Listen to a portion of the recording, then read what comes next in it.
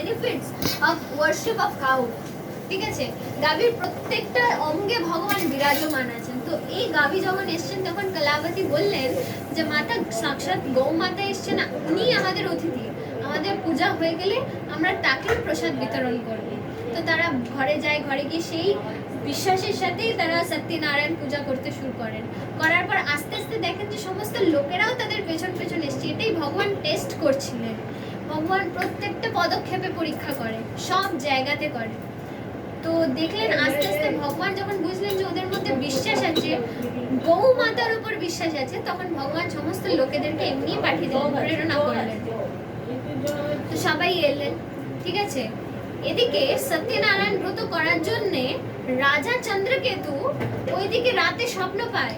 কি স্বপ্ন পায়? যেখানে শ্রী হরি নারায়ণ এসে তাকে বলে যে হে রাজন, তুমি যা যা নির্ণয় করো সেটা কি একবার বিবেচনা করে নির্ণয় করো। তখন রাজা বলছেন আমি আজ অব্দি কোনো নির্ণয় আমার মতে বলে আমি যতদূর জানি যে প্রভু আমি কোনো ভুল নির্ণয় করিনি। বলে ঠিক তো? তখন বলে প্রভু আপনি কৃপা করুন, আপনি মার্গদর্শন করুন। তখন বিষ্ণু বলছেন যে যখন সাধু আর ওর জামাই এসেছিল তখন তুমি একবারও যাচাই করে নিয়েছিলে যে ওরা ঠিক বলছে না ভুল বলছে? তোমার সৈনিকরা, তুমি তো ওদের পক্ষটা না শুনেই পর্যন্ত ওদেরকে বন্দি করে দিলে, একবারও কি শুনেছিলেন? তখন বলে প্রভু আমি তো বিচারই করিনি ওদের কথা। তখন বলছেন ওরা ব্যবসা করতে এসেছিল এখানে এবং কয়েকজন চোর তারা ওদের ধন যারা চুরি করে ওদের নৌকার সামনে রেখেছে এবং ওরা মিস্টেক করে সেটাকে তুলে নিয়েছে, ওরা কিন্তু কিছু করেনি, তাই তুমি ওদেরকে মুক্ত করো কারাগার থেকে। তখন মহারাজ চন্দ্রকেতু তাদেরকে মুক্ত করে বলে যে তুমি আমার ভুল হয়ে গেছে, আমাকে ক্ষমা করুন এবং আপনি যা যা ব্যবসায় এখানে উপার্জন করেছিলেন তার দ্বিগুণ ধন আমি আপনাকে প্রদান করবো, আপনি ওটা বাড়ি নিয়ে যান।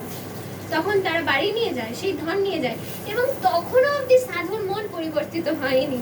তখনও সাধু খুব ভালো করে মানে এরকম করছে, ধন কতদিন বাদে তোমাকে আমি দেখলাম, আমার মন জুড়িয়ে গেল। মানে এদিকে জামাই বলছে যে ওদিকে মানে আমাদের পত্নী আর আমাদের মায়েরা অপেক্ষা করে, যখন বলে ওরা তো অপেক্ষা করে থাকবেই, কোনো প্রবলেম নেই ওটাতে।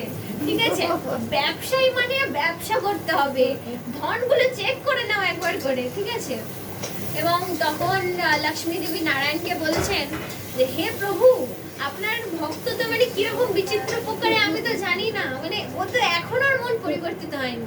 তখন ভগবান বলছেন ভগবানের কাজ হচ্ছে ভক্তকে সবসময় ঠিক পথ দেখানো।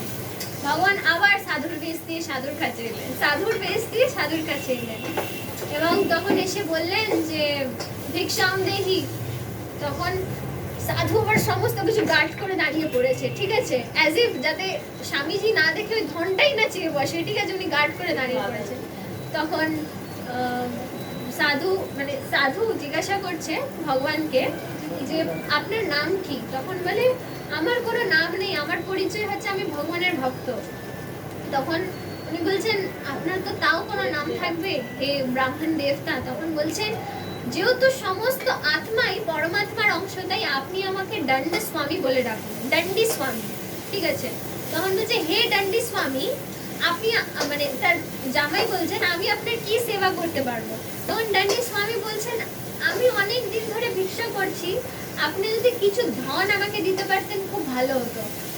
তখন আপনারা মানে মনে হচ্ছে না আপনারা খুব বড় লোক। তখন সাধু বলছেন যে না না স্বামীজি আমরা বড় লোক ছিলাম, এখন নই, এখন তো এই কটা মানে আমাদেরকে রাজা বন্দি করেছে আর আমাদের তো এখানে শুধু ঘাস ফুস আছে, এখানে তো ধন নেই। তখন দণ্ডী স্বামী বলছেন আপনি যখন বলছেন তখন নিশ্চয়ই সত্যিই হবে। ঠিক আছে, এবার দণ্ডী স্বামী চলে গেলেন। ঠিক আছে, সে খুলে দেখে সিরিয়াসলি ঘাস ফুস হয়ে গেছে, ধনই নেই ওখানে। সাধু হার্ট অ্যাটাক, তার ফার্স্ট মাইনর নার্ভাস ব্রেকডাউন হয়ে যায়, সে মাটিতে পড়ে যায়। ঠিক আছে, এবং তাকে তার জামাই এসে এরকম জল ছিটি বলে বাবা উঠুন বাবা উঠুন, এবং সে কাঁদছে আমার ধন কই, আমার কি ভুল হলো প্রভু। তখন কি বলে, তখন তার জামাই বলে এটা আপনি যেহেতু স্বামীজিকে বলেছিলেন যে এর মধ্যে ঘাসপুস আছে তাই স্বামীজি এটাকে অ্যাকচুয়ালি তার যোগ্য বলের মাধ্যমে এটাকে ঘাসপুসি করে দিয়েছেন। আর আমার কেন জানি না মনে হচ্ছে আমি তার মধ্যে নারায়ণকে দর্শন করছি, অ্যাজ ইউ নারায়ণ ঋষি, নারায়ণ না বা নারায়ণ ঋষি। তখন তিনি তখন সাধু রিয়েলাইজেশনে আসে এতক্ষণ বাদে যে আমি আমার সংকল্প থেকে এতদিন বিরত ছিলাম, এতদিন ওটাকে পোস্টপোন করে গেছি। তখন তিনি কাঁদতে কাঁদতে বলেন, হে প্রভু, আপনি আমাকে একবার সুযোগ দিন, আপনাকে ক্ষমা করে দিন, একবার সুযোগ দিন। তখন জামাই বলেন যে ওই দেখুন দাদি স্বামী ওখানে বসে আছেন যোগের মধ্যে। তখন তিনি যান দৌড়ে দৌড়ে, সাধু অর্থাৎ জামাই গিয়ে ভগবানের কাছে সাষ্টাঙ্গ দণ্ডবাদ দেয়। দণ্ডবাদ দিয়ে তখন শ্রীহরি নারায়ণ সাধুকে বলছে, তুমি তো মিথ্যাকেই তোমার জীবন বানিয়ে নিয়েছো, মানে মিথ্যে আর সত্যির মধ্যে কোনো তফাৎ নেই। তুমি যেরকম ভাবে ব্যবসায়ীদের সাথেও মানে কথার জালে তাদেরকে নাচাও, সেরকম সংকল্পের সাথেও তুমি ওটা করছো। ব্যবসা আলাদা, তোমার ধর্ম আলাদা, ধর্মকে ধর্মের মতো করো, ব্যবসার জীবন আলাদা, ওটাকে এটার সাথে গুলিয়ে ফেলো না। তখন সাধু বললেন, হে প্রভু, আমি আপনাকে কথা দিচ্ছি আমি সত্যনারায়ণ ব্রত করব।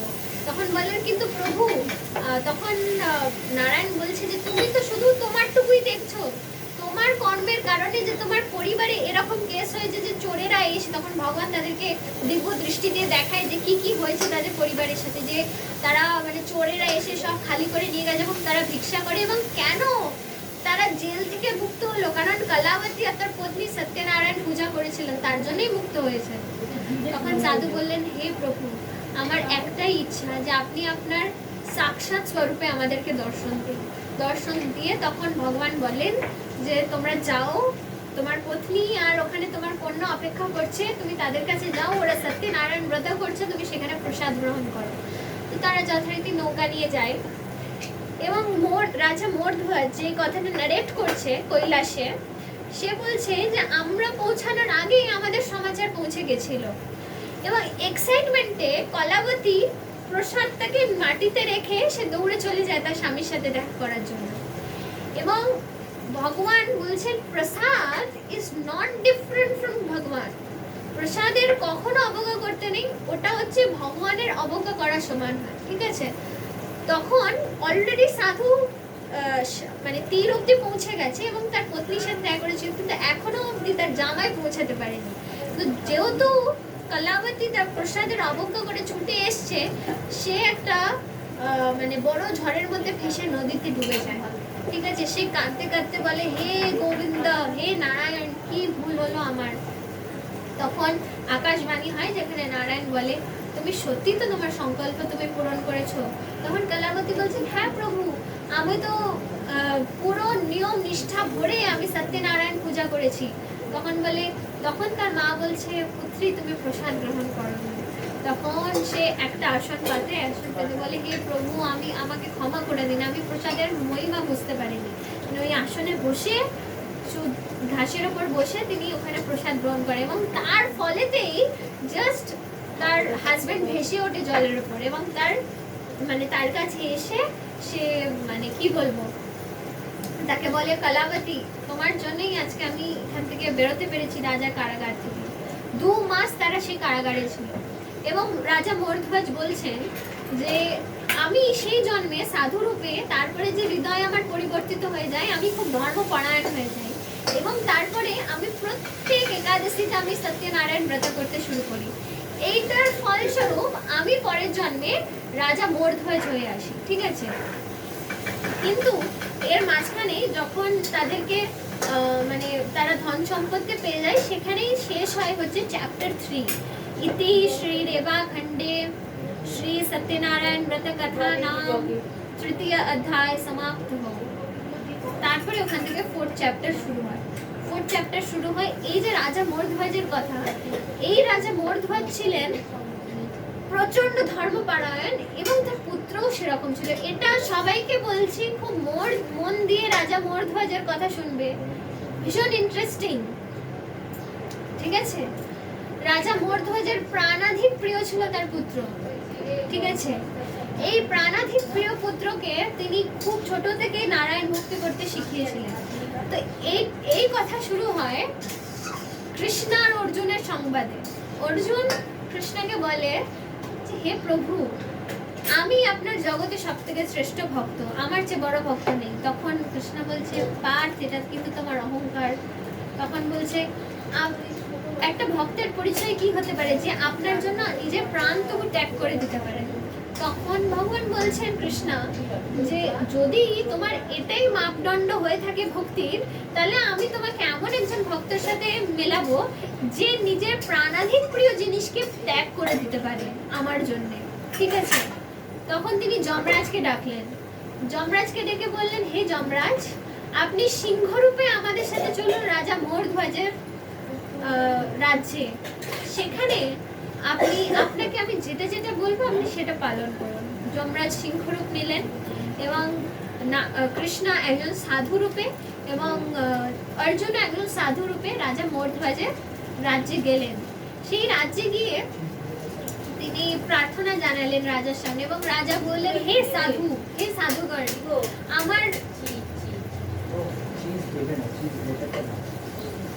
আমার কাজ হচ্ছে সাধুদের সেবা করা। অতিথি দেব ভব, অতিথি সাক্ষাৎ নারায়ণ হয়।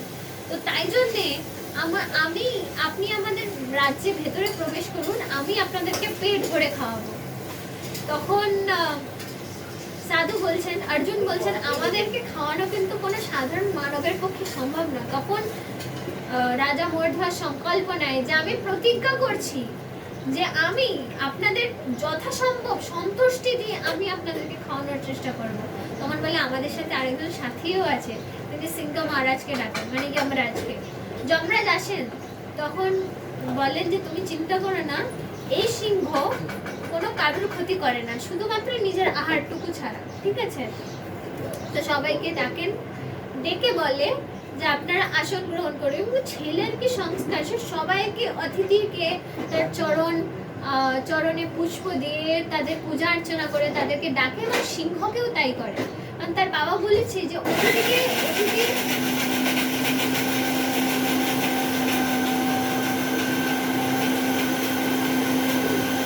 অতিথির সমস্ত ইচ্ছা পূরণ করাই হচ্ছে আমাদের কাজ, আমাদের ধর্ম, ঠিক আছে? তো এবার যথারীতি যখন রাজা মোরধ্বজ দুজনকে সার্ভ করে, দুজন সাধুগণকে, তখন জিজ্ঞেস করেন যে সিংহ মহারাজ কি গ্রহণ করবেন। তখন অর্জুন বলেছে সাধুরূপে যে আমাদের সিংহ তো কেবলমাত্র মাংস খায়, সে তো শাকাহারি খায় না ভোজন। তখন বলছে ঠিক আছে, আমি তাহলে শিকার করে আনছি, আখেট করে আনছি। তখন বলেন না, সে শুধু মানুষের মাংস খায়। মানে রাজা বিপদে পড়ে গেছে যে মানুষের মাংস খায়। তখন বলছে ঠিক আছে, আমি তাহলে নিজেকে অফার করছি। তখন বলেন না, আমরা যত আপনার আতিথেয়তা গ্রহণ করছি, আমাদের সিংহ তো আপনাকে খাবে না, আমাদের সিংহ একমাত্র তাকেই খাবে, তারই ডান দিকের ভাগকেই গ্রহণ করবে যে এখনো সাংসারিক দুবিধা বা সাংসারিক জাল থেকে মুক্ত আছে এবং যে আপনার প্রাণাধিক প্রিয়। তখন রাজা কাঁদতে কাঁদতে বলছে, হে প্রভু, আমার প্রাণাধিক প্রিয় পুত্র, সে একমাত্র তার পুত্রই যে তার ডান দিকের ভাগ এখনো সাংসারিক মোহজালে আবদ্ধ হয়নি, কারণ সে এখনো সংসারই আবদ্ধ হয়নি। মানে বাচ্চারা কি সংসারের থেকে একটু বিরত হয়।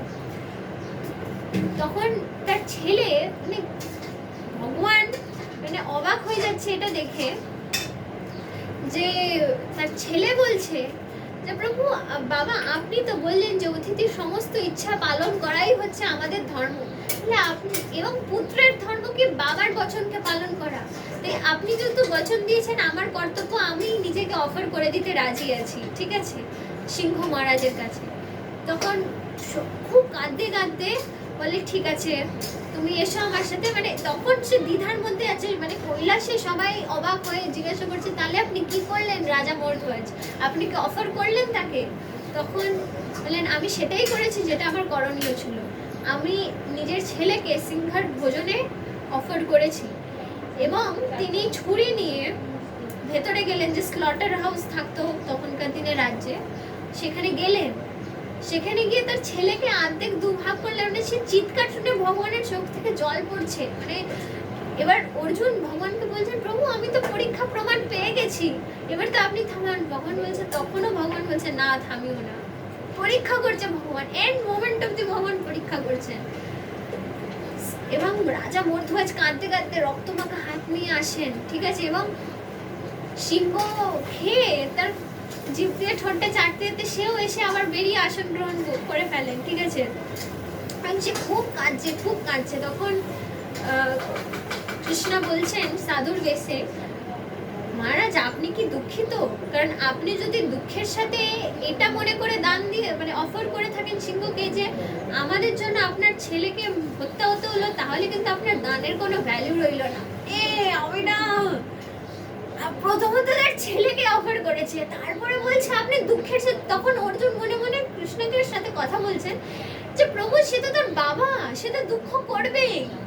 তখন কৃষ্ণ চোখটা এরকম করে বলল, দেখো না কি বলে। তখন সে কাঁদতে কাঁদতে বলছে, হে প্রভু, আমি এই জন্য দুঃখ করছি না যে আমার ছেলেকে আপনার সিংহর ভোজন হতে হচ্ছে, আমি এই জন্য দুঃখ করছি যে আমার ছেলের অন্তিম ইচ্ছা আমি পূরণ করতে পারিনি। কি ছিল সে অন্তিম ইচ্ছা? সে বলেছিল যেন আমার দ্বিতীয় ভাগটাও সিংহ গ্রহণ করে, কারণ আমি চাই না আমার বডির কোনো পার্টি ওয়েস্ট হোক।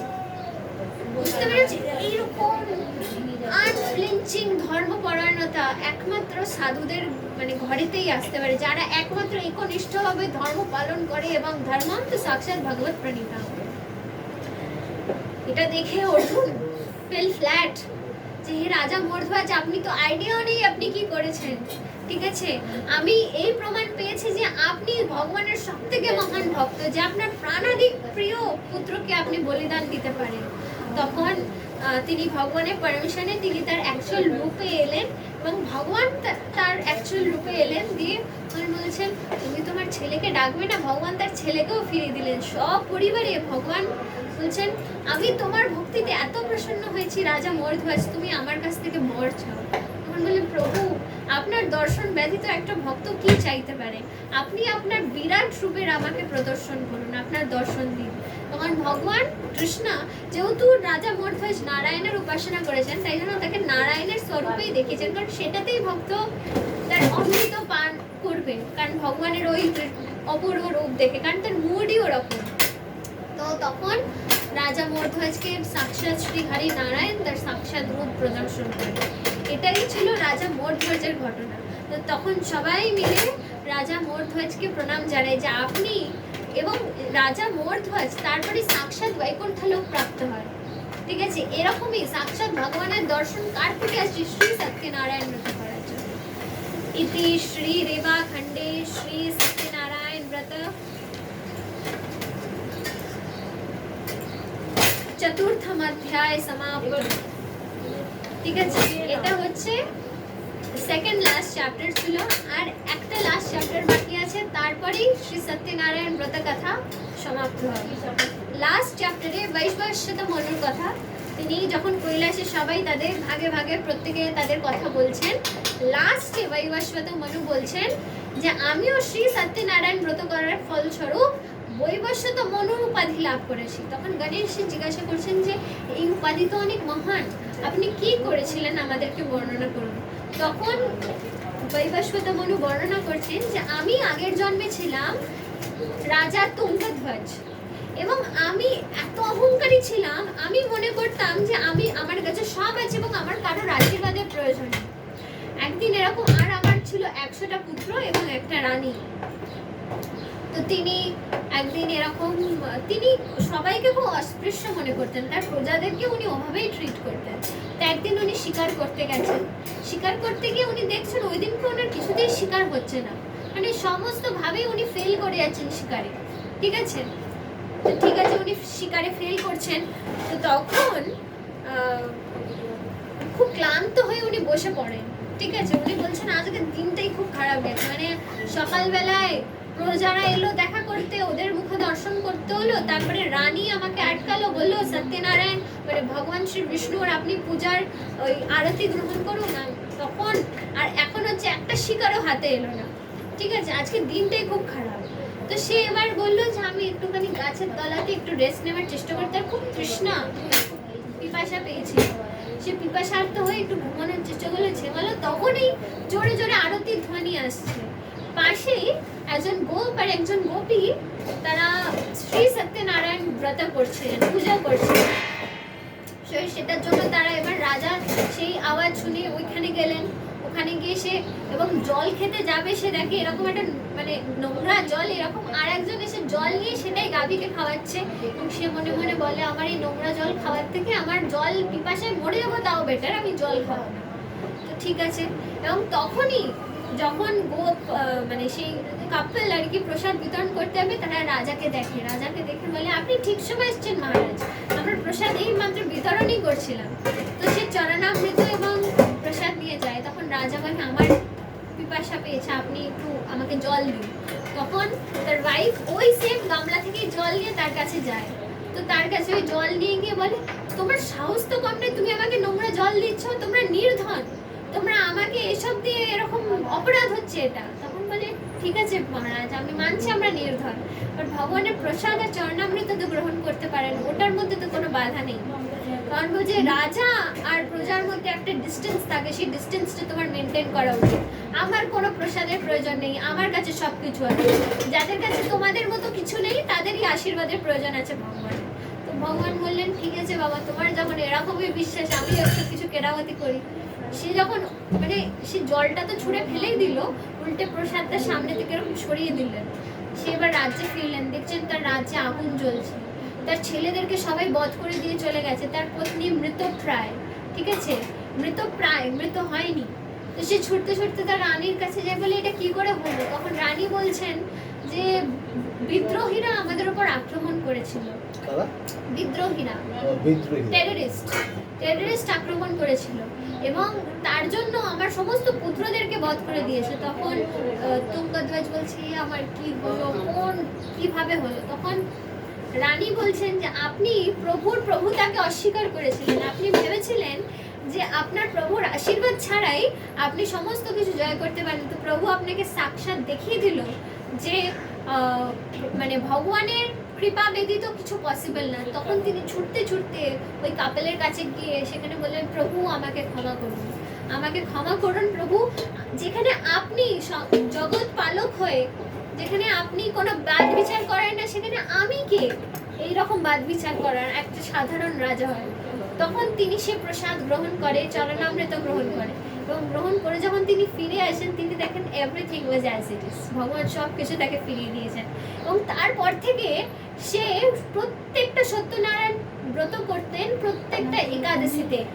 এবং খাসিয়ত কি ছিল, যেখানেই পুজো হতো তিনি সেখানেই যেতেন, সে পুজোতে ভাগ হতে, ঠিক আছে, সেটা হতে পারে একটা শূদ্রের ঘরে, সেটা হতে পারে একটা লোহার বা কাঠারি বা যে কোনো কারোর ঘরে।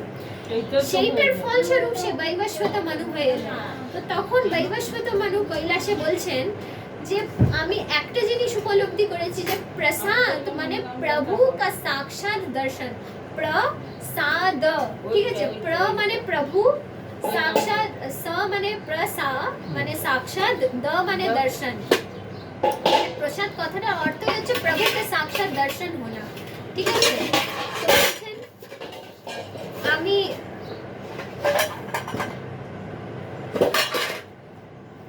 তো এই বৈবস্বত মানুর উপাধি শেষ সত্যনারায়ণ ব্রত করার জন্য। প্রসাদ কি? প্রসাদ, তাই তো?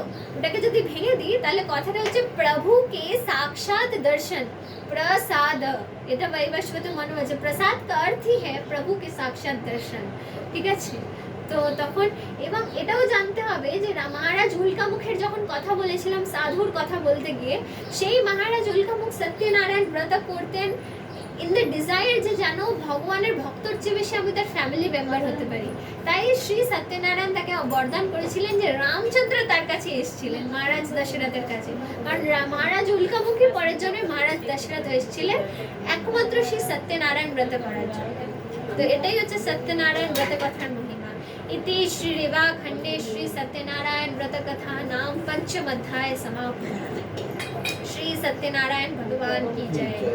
আর এই শ্রী সত্যনারায়ণ তিনি কলিযুগে আমাদের গৌরাঙ্গ মহাপ্রভু রূপে আসেন। আজকে শ্রী শ্রী গৌর পূর্ণিমা এবং উইদাউট গ্লোরিফাইং শ্রী চৈতন্য মহাপ্রভু আমি এই কথা শেষ করতে পারি না। তো ব্যাসদেব বলছেন नरसिंह पुराणे सत्य दैत्य कुलाधिनाश समये सिंह ऊर्ध्व मर्त्य कृते त्रेतायं दशकन्धरं परिभवं रामेति रामकृते गोपालं परिपालयं व्रजपुरे भारं भारं द्वापरे गौरांग प्रिय कीर्तने कलियुगे चैतन्य नाम प्रभु। তিনি বলছেন যে নারায়ণ তিনি সত্যযুগে প্রহ্লাদকে রক্ষা করার জন্য মানে মানে পৃথিবীর মানে অসুরদের দমন করার জন্য নরসিংহ রূপে এসেছিলেন, তিনি ত্রেতা যুগে রাবণকে বিনাশ করার জন্য রামচন্দ্র রূপে এসেছিলেন, তিনি এসেছিলেন তারপরে পৃথিবীর ভার নাশ করার জন্য কৃষ্ণচন্দ্র রূপে, সেই নারায়ণ নরসিংহদেব কৃষ্ণ রামচন্দ্র হরি গৌর হরি রূপে কলিযুগে আসে অ্যাজ গৌরাঙ্গ। কলিযুগে গৌরাঙ্গ প্রিয় কীর্তনে সে কি করে নাম প্রচার করেছে? By only singing the glories of Krishna sankirtan. Shri Chaitanya নাম প্রভু बोलो श्री गौरांग महाप्रभु की जय। गौरांग निताय गौर शीतनाथ प्रेमानंदे हरि हरि बोल। अच्छा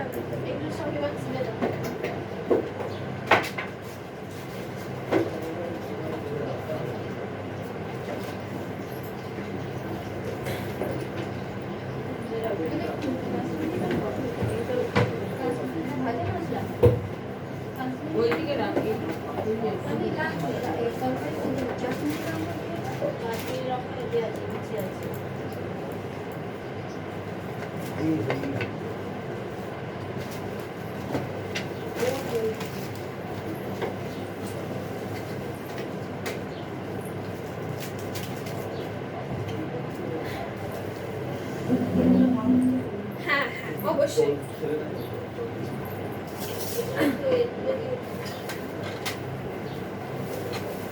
কোনো ইস্যু না, এবার তুমি একটু খাও কিছু, আমি এগুলো দিয়ে নাও তারপরে তারপরে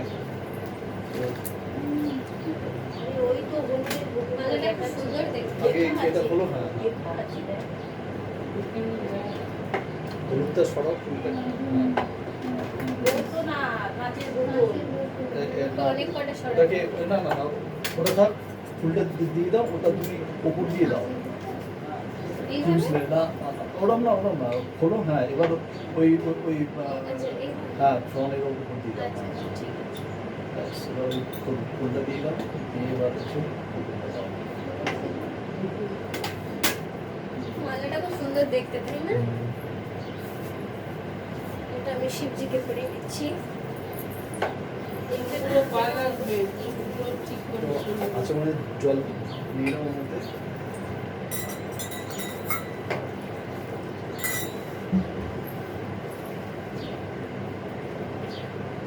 এই তুমি দাও নাহলে ওর হাত যাবে।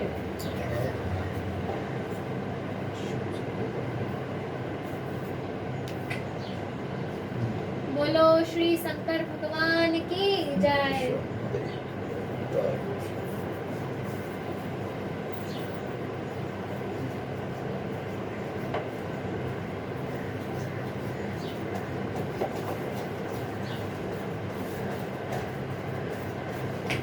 আর কি করবে?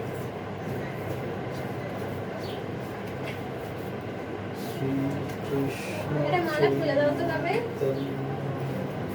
বড্ড এইসব।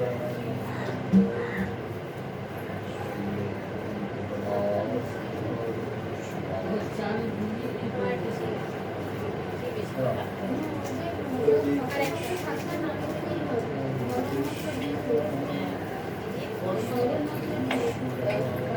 এবার আচমন পাত্রটাও দাও এক মিনিট।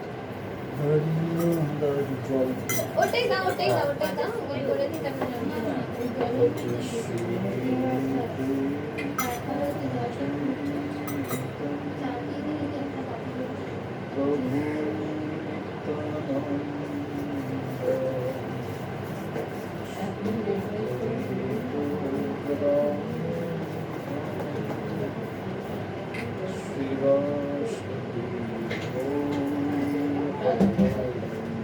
গরম মশলা আছে এখানে, গরম মশলা হালকা ভেজে দিতে হবে। সবকটা মালা কি অ্যাটাচ করে নাকি? আরেকটা মালা দাও। একটা বানায় না।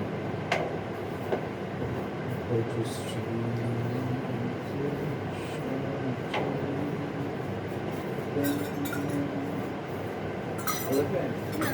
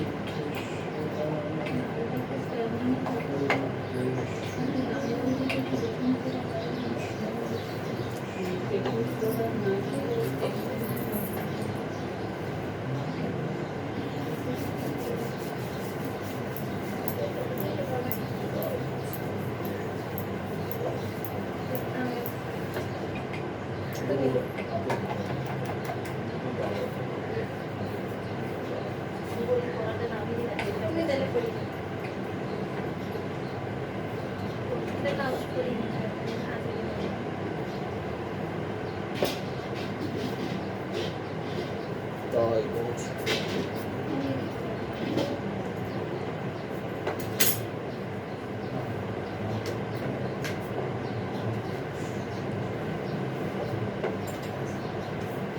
বলছি বেকিং সোডাটা তো দিও, তো বেকিং সোডাটা না মা বলছে সরষের তেল দিয়ে বানাও, তারপরে সরষের তেল না, যে তেলে জল দিদু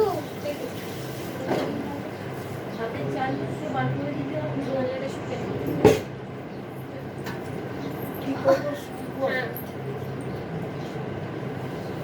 হাতের চালটা করতে হবে।